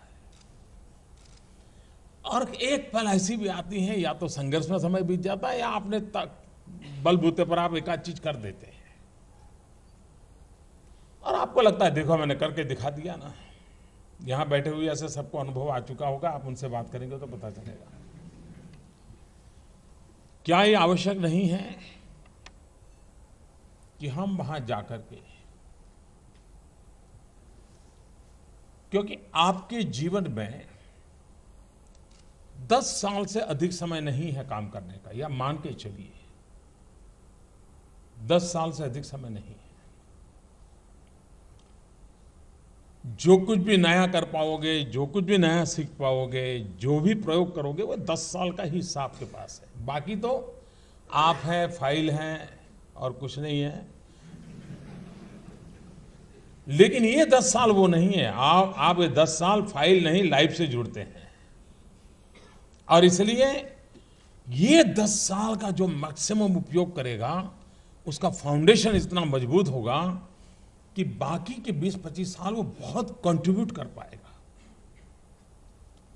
अगर वो धरती की चीजों से रसकस लेकर के नहीं आया, क्योंकि समय बीतते इस पाइपलाइन में आया है तो उस स्टेशन पे पहुंचना ही पहुंचना है उसको, वो खुद भी एक बार बोझ बन जाता है। फिर लगता है भाई जब क्या करे, 20 साल पुराना अफसर है, कहाँ रखोगे, चलो यार उस डिपार्टमेंट में डाल दो। अब वो जाने और डिपार्टमेंट का नसीब जाने। लेकिन अगर हम एक करते आए हैं, सीख करके आए हैं, जी जान से जुट गए हैं, आप देखिए आपकी इतनी ताकत होगी चीजों को जानने की, समझने की, उसको हैंडल करने की, क्योंकि आपने खुद ने किया होगा। कभी कभार एक्सपीरियंस बहुत बड़ी ताकत रखते हैं। मुझे एक मुख्यमंत्री ने एक बार घटना सुनाई थी। वे अपने कैरियर में बहुत सामान्य एक जीवन से निकले थे। वो भी पुलिस डिपार्टमेंट में छोटी नौकरी करते करते वो आए थे। अब वो व्यक्तित्व में काफ़ी कुछ था तो वो मुख्यमंत्री बने। उनके मुख्यमंत्री काल में एक बहुत बड़े दिग्गज नेता के बेटे का किडनैपिंग हुआ। अब बड़ा टेंशन पैदा हो गया क्योंकि वो जिसके बेटे का किडनैपिंग हुआ था वो दूसरे दल के थे, ये सब मुख्यमंत्री थे वो तीसरे दल के थे, और मीडिया को तो फिर मौज ही थी। तो लेकिन उन्होंने सारी मशीनरी को मोबिलाइज किया। उन्होंने एक सूचना दी, वो बड़ा इंटरेस्टिंग था। उन्होंने अपने इंटेलिजेंस वालों को कहा कि भाई तुम जरा देखो, दूध बेचने वालों को जरा मिलो और देखिए कहाँ पर अचानक दूध की मांग बढ़ी है। पहले 500 ग्राम लेते थे, अब 2 लीटर ले रहे हैं, कहाँ है जरा देखो। उन्होंने आइडेंटिफाई किया कुछ थे जहाँ पर अचानक दूध ज़्यादा लिया जा रहा था। उन्होंने कहा उसको ज़रा मॉनिटरिंग करो, और सरप्राइजिंगली ये किडनैप कर करके जो लोग थे जिस जगह पे ठहरे थे वहीं पर दूध खरीदा जाता था 2-3 लीटर अचानक। उस एक बात को लेकर के उन्होंने पूरा अपना जो बचपन का जवानी का जो पुलिसिंग का अनुभव था वो मुख्यमंत्री बनने के बाद काम में लगाया, और जो पूरा डिपार्टमेंट के दिमाग में नहीं बैठ रहा था उनके दिमाग में, और वो किडनैप करने वाले सारे धरे पकड़े गए और बच्चे को निकाल करके ले आए और एक बहुत बड़े संकट से बाहर आ गए। ये क्यों हुआ? तो अपने जीवन के प्रारंभिक कार्यकाल में किए हुए आपके जीवन में आप उस अवस्था में है, उस अवस्था में इतना पसीना बहाना चाहिए, इतना पसीना बहाना चाहिए, साथियों को लगना चाहिए कि यार ये एक बड़ा अफसर ऐसा है, खुद मेहनत करता है, तो और औरों को कभी कहना नहीं पड़ता है, फिर सब लोग दौड़ते हैं। आप अगर बोर्ड लगाओगे एक समय पर ऑफिस आना चाहिए, उसकी उतनी ताकत नहीं है कि आप समय के पहले 5 मिनट पहुंच जाए, उसकी ताकत है। आप अफसरों को कहे कि भाई सप्ताह में 1 दिन दौरा करना चाहिए, रात को गांव में रुकना चाहिए, 2 दिन रुकना चाहिए, उतनी ताकत नहीं है कि जब तक हम जाकर के रुके। हमारे पूर्वजों ने जो व्यवस्थाएं विकसित की होगी वो निकम्मी नहीं होगी, ये मान के चलिए। उसके पीछे कोई न कोई लॉजिक होंगे, कोई न कोई कारण होंगे, मूलभूत बातों का अपना सामर्थ्य होता है। हम उसको रिलीजियसली फॉलो कर सकते हैं क्या? रिलीजियसली हम फॉलो करें, लेकिन हमारी बुद्धि शक्ति को उसमें जोड़ करके उसमें से आउटकम की दिशा में हम प्रयास करें। और अगर ये हम करेंगे तो हमें लगेगा कि हम सचमुच में परिणाम ला सकते हैं। अब आप लोग जो हैं करीब करीब आने वाले 10 साल में हिंदुस्तान के 1/5 डिस्ट्रिक्ट को संभालने वाले लोग हैं। यहाँ नेक्स्ट 10 ईयर हिंदुस्तान के 1/5 डिस्ट्रिक्ट का भाग्य बदलने वाले हैं। आप कल्पना कर सकते हैं कि इस देश के 1/5 डिस्ट्रिक्ट को ये टीम अगर बदल दें तो मैं नहीं मानता हूं हिंदुस्तान को बदलने में कोई रुकावट आ सकती है। आपके पास व्यवस्था है, आपके पास निर्णय करने का अधिकार है, आपके पास टीम है, रिसोर्सेज क्या नहीं है, सब कुछ है। दूसरा, कम से कम संघर्ष, कम से कम, ये तो मैं नहीं कह सकता कि कहीं कोई हो ही नहीं सकता, थोड़ा बहुत तो कर दिया हो जाए, लेकिन टीम फॉर्मेशन की दिशा में प्रयास,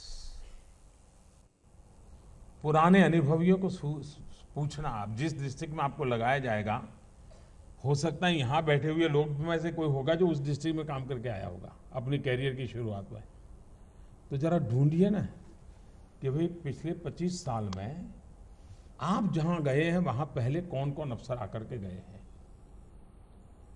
पत्र चिट्ठी लिखिए, उनको संपर्क करने की कोशिश कीजिए, आप जब आए थे तो क्या विशेषता थी, कैसे हुआ। आपको 25 साल का पूरा हिस्ट्री आप बड़ी आसानी से एब्सॉर्ब कर लेंगे, तो आप एक कंटिन्यूटी में जुड़ जाएंगे। और बहुत लोग होंगे, अच्छा एक मनुष्य जीवन की एक बड़ी विशेषता है, उसका फायदा भी लिया जा सकता है। इंसान जब निवृत्ति होती है और जब पेंशन आता है तो पेंशन बोधि वृक्ष जैसा होता है, पूरा ज्ञान उभर करके पेंशन के साथ आ जाता है। और वो इतने सुझाव सलाह देते हैं, ऐसा करते तो अच्छा होता, ऐसा करते तो अच्छा होता। अब ये गलत कर रहे थे मेरा मत नहीं है, अपने समय में कर नहीं पाए, लेकिन उनको पता था कि ये करने जैसा था, कुछ कारण थे नहीं कर पाएंगे। अगर आपके माध्यम से होता है तो वो चाहता है कि यार तुम ये करो, इसलिए वो उनके जो ज्ञान संपुट है वो हमें उपलब्ध होता है। अगर आपके जिस इलाके में काम किया वहाँ 8-10 अफसर पिछले 20-22 साल में निकले होंगे, आज जहाँ भी हो समय लेकर के फ़ोन पर पे चिट्ठी लिख करके मुझे आपका मार्गदर्शन चाहिए, मैं वहाँ जा रहा हूँ, आपने इतने साल काम किया था, जरा बताइए। वो आपको लोगों के नाम बताएंगे। देखो भाई, उस गांव में वो जो 2 लोग थे, बहुत अच्छे लोग थे, कभी भी काम आ सकते हैं। हो सकता है आज उनकी उम्र बड़ी हो गई थी, काम आएंगे। आपको जो क्वालिटेटिव अच्छी विरासत है, ये सरकारी फाइल में नहीं होती है बात, और नहीं आपके दफ्तर में कोई रहेगा जो आपको उंगली पकड़ ले जाए। ये अनुभव से निकले हुए लोगों से मिलती है। क्या हमारी ये कोशिश रहनी चाहिए कि हम इसको जोड़ें। हम ये मान के चलें कि सरकार की ताकत से समाज की ताकत बहुत ज्यादा होती है। सरकार को जिस काम को करने में लोहे के चने चबाने पड़ते हैं, अगर समाज एक बार साथ जुड़ जाए तो वो काम ऐसे हो जाता है पता तक नहीं चलता है। हमारे देश का तो स्वभाव है, नेचुरल कैलेमिटी आती हैं तब सरकारी दफ्तर में मान लीजिए फूड पैकेट पहुंचाने हैं तो कितनी ही मैनेजमेंट करे, बजट खर्च करे 2000, 5000, 10,000, लेकिन समाज को कह दे कि भाई देखिए फूड पैकेट लगाइए, लोग पानी आया है, परेशान है, आप देखिए फूड पैकेट को वितरित करने में हमारी ताकत कम बढ़ जाए, इतने लोग भेज देते हैं। ये समाज की शक्ति होती है। सरकार और समाज के बीच की खाई ये सिर्फ पॉलिटिशियन भर नहीं सकते, और हमने हमारा स्वभाव बदलना पड़ेगा। हम इलेक्टेड बॉडी के द्वारा ही समाज से जुड़े ये आवश्यक नहीं है, हमारी व्यवस्था का सीधा संवाद समाज के साथ होना चाहिए। दूसरी कमी आती है, कभी एस्टैब्लिश कुछ पुर्जे होते उसी के थ्रू हम जाते, उससे ज्यादा फायदा नहीं होता है, क्योंकि उनका एस्टैब्लिश में हो गया है तो उनका दायरा भी फिक्स हो जाता है। हम सीधे सीधे संवाद करें, नागरिकों के साथ सीधा संवाद करें, आप देखिए इतनी ताकत बढ़ जाएगी, आपको इतनी मदद मिलेगी जिसकी आप कल्पना नहीं कर सकते। आपके हर काम को वो करके देते हैं। अगर आपको शिक्षा में काम लेना है तो आप अपने सरकारी अधिकारियों के माध्यम से जाएंगे या टीचर के साथ बैठ लेंगे एक बार, आप देखिए वो अपने आप में एक शक्ति में बदलाव आना शुरू हो जाएगा। मेरा कहना का तात्पर्य है कि हम अपने आप को हमारे दफ्तर से अगर बाहर निकाल सकते हैं, हम हमारी व्यवस्था को दफ्तरों से बाहर निकाल करके जोड़ सकते हैं। अब ये अनुभवी अफसरों ने जो योजनाएं बनाई थी और आप लोगों को मैंने सुझाव दिया था, सिन्हा जी को जरा इनको देखिए, वो बराबर इसका डिस्कशन करें और क्या कमियां ढूंढ के लाएंगे। अब आपने प्रेजेंटेशन में वो सारी बातें उजागर की है, और आपका जितना अनुभव था, जिस सर्कमस्टेंसेस में आपने काम किया, आपने सुझाव भी दिए हैं। मैं चाहूँगा कि डिपार्टमेंट के लोग इसको जरा एक बार सीरियसली एक प्रॉपर फॉरम में देखें कि क्या हो सकता है। हो सकता है 10 में से 2 होगा, लेकिन होगा तो सही। ये प्रक्रिया, क्या आप यही परंपरा आप जहाँ जाएं, एक अलग अलग लेयर की, कोई एकदम फ्रेश जो लोग हों, कुछ 5 साल के अनुभवी हो, कोई साथ है, उनको एक आध 2 समस्या अगर उस इलाके की नज़र आती है, मेजर 2 समस्या, और आपको लगता है मुझे 2-2.5 साल यहाँ रहना है, ये 2 समस्या को मुझे एड्रेस करना है, उनको बिठाइए, बोलिए अरे अब देखो भाई ज़रा स्टडी करके बताइए मुझे, हम बातचीत पहुँचा क्यों नहीं पा रहे हैं, क्या सुधार करें, कैसे करें, तुम मुझे सुझाव दो। आप देखिए वो आपकी टीम के ऐसे हिस्से बन जाएंगे जो आपने शायद खुद जाकर के 6 महीने स्टडी में लगेगा, वो आपको 1 सप्ताह भर के अंदर दे देंगे। हम हमारी टीम का अलग अलग लेयर कैसे तैयार करें, एक्सपांसन कैसे करें, ये अगर हमारी एडमिनिस्ट्रेटिव सिस्टम में लचीलापन हम लाते हैं, आप देखिए आप बहुत बड़ा परिवर्तन ला सकते हैं। आपकी जिम्मे है, मैं आज उन बातों की करना नहीं चाहता हूँ कि भारत सरकार की ये योजना है उसको ये लागू करो, टिकना लागू करो, फला लागू करो। सरकारी अफसर का स्वभाव होता है कि ऊपर से कागज आए तो उसके लिए वो बाइबल हो जाता है। लेकिन कभी कभार उसमें ताकत भरने की जिम्मेवारी व्यक्ति व्यक्ति पर होती है और हम उस बात को करें तो आप अच्छा परिणाम दे सकते हैं।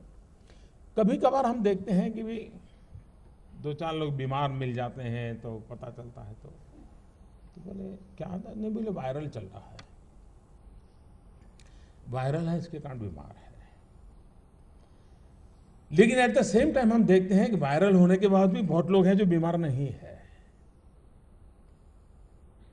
बीमार इसलिए नहीं कि उनकी इम्यूनिटी है, उनके अपनी इनहेरेंट ताकत है जिसके कारण वायरल उनको इफेक्ट नहीं करता है।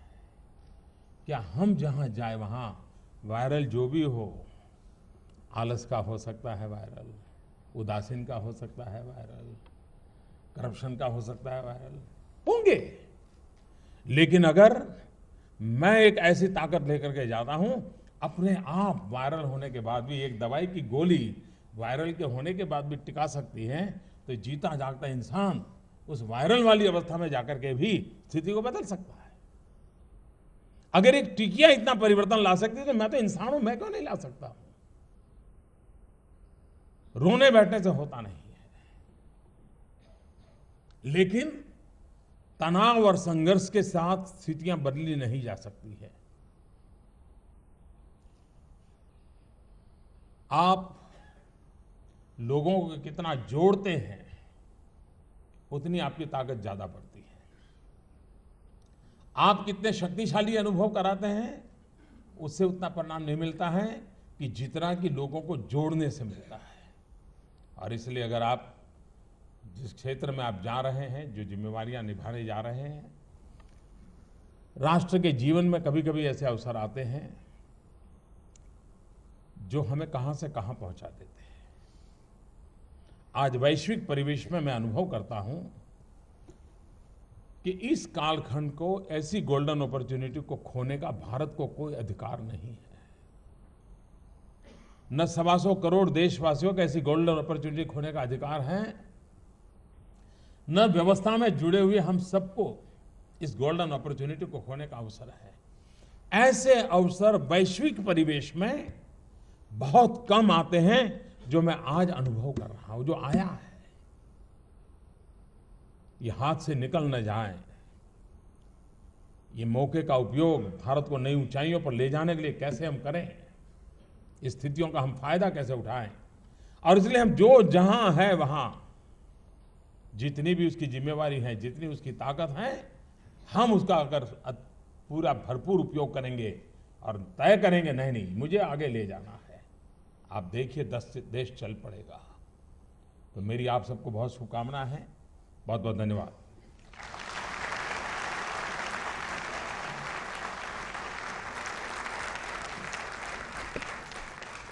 हम सब माननीय प्रधानमंत्री जी के हार्दिक आभारी हैं कि उन्होंने आज हमें उद्बोधित किया। आज का दिन हम सब के लिए अविस्मरणीय रहेगा। माननीय प्रधानमंत्री महोदय, मैं सोनिया मीना, भारतीय प्रशासनिक सेवा के 2013 बैच की ओर से आपको विश्वास दिलाना चाहूँगी कि हम सब समर्पित भाव से नागरिक प्रथम के मंत्र को सर्वोपरि रखते हुए सुशासन का माध्यम बनने के लिए प्रतिबद्ध हैं। मैं यहाँ गुरुदेव रविंद्रनाथ टैगोर की चंद पंक्तियाँ कहना चाहूँगी। I slept and dreamt that life was joy. I awoke and saw that life was service. I acted and behold, service was joy. इसी भाव से हम संकल्प करते हैं कि हम अपनी सेवा, कर्तव्य निष्ठा एवं आचरण से इस महान देश की प्रतिष्ठा को और भी बढ़ाएंगे। हम हमेशा याद रखेंगे कि हम सिविल सर्वेंट हैं और हमें सिविल भी रहना है और हमें सर्वेंट भी रहना है। कार्यक्रम की अंतिम कड़ी में मैं सचिव कार्मिक एवं प्रशिक्षण विभाग श्री संजय कोठारी जी से अनुरोध करती हूं कि वे धन्यवाद प्रस्ताव प्रस्तुत करें।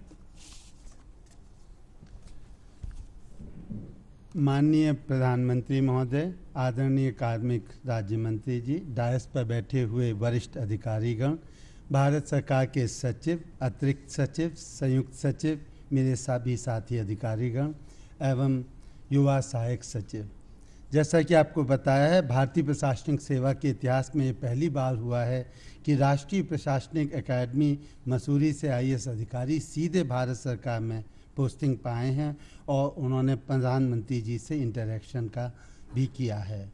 यह प्रयोग आदरणीय प्रधानमंत्री जी की प्रेरणा से ही शुरू हुआ है।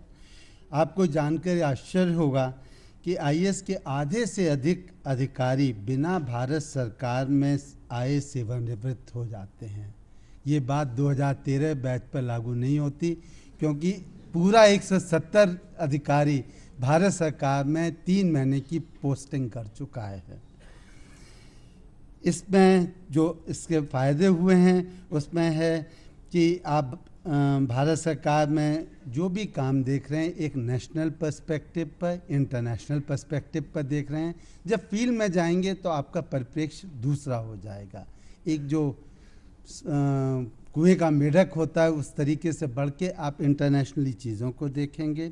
आपके कॉन्फिडेंस में बढ़ोतरी हुई है कि आप किसी से भी इंटरेक्ट कर सकते हैं। अभी आपने प्राइम मिनिस्टर साहब से इंटरेक्ट किया है और इस सब को लाने के लिए प्रधानमंत्री जी ने आपको यहाँ लाया है और एक बहुत ही मोटिवेशनल स्पीच दी है।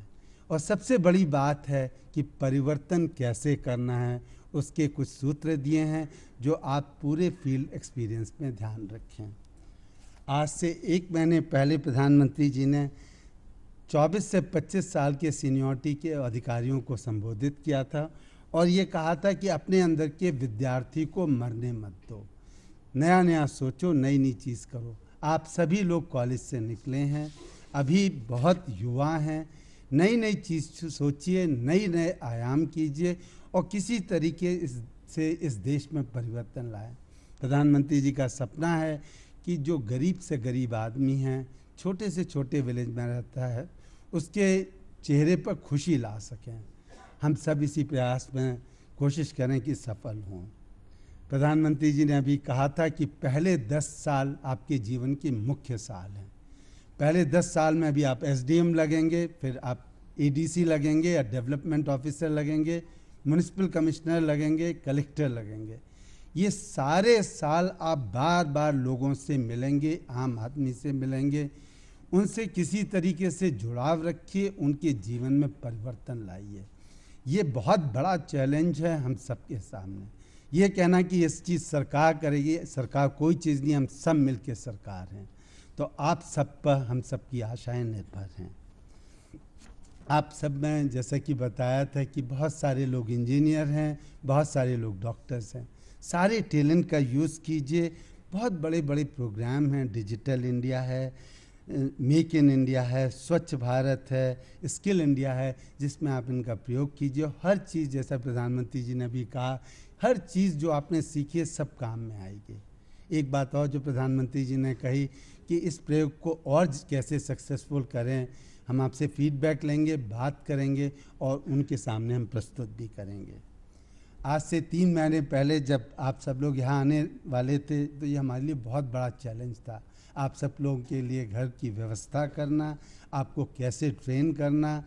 ट्रेनिंग हमारा फोर्टे रही है, हमने खुद ट्रेनिंग आपकी तरह अकेडमी में ली थी। हम सब ने मिलकर एक प्रोग्राम बनाया, एक पूरा परिवर्तन किया। आज आप सब लोगों ने प्रेजेंटेशन किए, कुछ प्रेजेंटेशन प्रधानमंत्री जी ने देखे, कुछ लोग के प्रेजेंटेशन यहाँ आए हैं, पर जितने भी प्रेजेंटेशन हैं सारों की सबसे बड़ी सफलता यह है कि आम आदमी को आपके रोल से कैसे सक्सेस मिलेगी। अभी शुरू में विवेकानंद जी का वर्णन हुआ था। उन्होंने ये कहा था कि मुझे कुछ ऐसे पुरुष और महिलाएं दो जो निस्वार्थी और निष्कलंक हो और मैं जगत का निर्माण करूँगा। आज प्रधानमंत्री जी आपके सामने 170 ऑफिसर हैं जो इसी कैटेगरी में और वो इसी भारत को परिवर्तन करने में तत्पर हों। 169 सहायक सचिव को एक नई कार्यप्रणाली में लाना, उनको पोस्टिंग देना, रहने की व्यवस्था करना और उनको काम में इन्वॉल्व करने एक बहुत बड़ा चैलेंज था। इसमें हमें राज्य मंत्री जी का, प्रधान सचिव, अतिरिक्त प्रधान सचिव, प्रधानमंत्री कार्यालय का, कैबिनेट सचिव, उनके अधिकारियों का समय समय गाइडेंस मिली है, मैं उनका आभारी हूँ। इस पूरे प्रयास में सभी मिनिस्ट्रीज़ के सचिव, मेंटर सचिव, विशेष सचिव, अतिरिक्त सचिव, संयुक्त सचिव, सभी साथी अधिकारियों से भी हमें पूरा सहयोग मिला है। सभी अधिकारियों ने इनसे पूरा सहयोग दिया है, हम उनके भी बहुत आभारी हैं। इनको बहुत छोटे से समय में घरों की व्यवस्था करने के लिए अर्बन डेवलपमेंट ने पूरा सहयोग दिया, हम उनके भी बहुत आभारी हैं। जो मिनिस्ट्री ऑफ पर्सनल थी वो एक एकेडमी के फॉर्म में वर्क कर रही थी। एक कोर्स डायरेक्टर भी हमने बनाया जो छुट्टी देता था, नहीं भी देता था। मैं उन सब का भी आभारी हूँ कि सबको साथ लेके आपके साथ काम किया है, कुछ को रुष्ट किया है, कुछ को खुश किया है, अंत में सबको खुश करेंगे। एंड इन सब के लिए DRDO का, मीडिया के भी हम बहुत आभारी हैं। अंत में मैं असिस्टेंट सेक्रेटरी का इस उत्साह देख के हम लोग सब बहुत प्रेरित हैं और ये आशा करते हैं कि ये उत्साह आपका पूरे जीवन में चलता रहेगा, उत्साह में कभी कमी नहीं आएगी। वो जो विद्यार्थी है, जो प्रधानमंत्री जी बार बार कहते हैं, वो जागरूक रहेगा, हर वक्त आप नई चीज़ करेंगे और इसी भाव से कि आपका एक अच्छा उज्जवल भविष्य हो और एक उज्जवल भारत के निर्माण में आप सब तत्पर हों। धन्यवाद।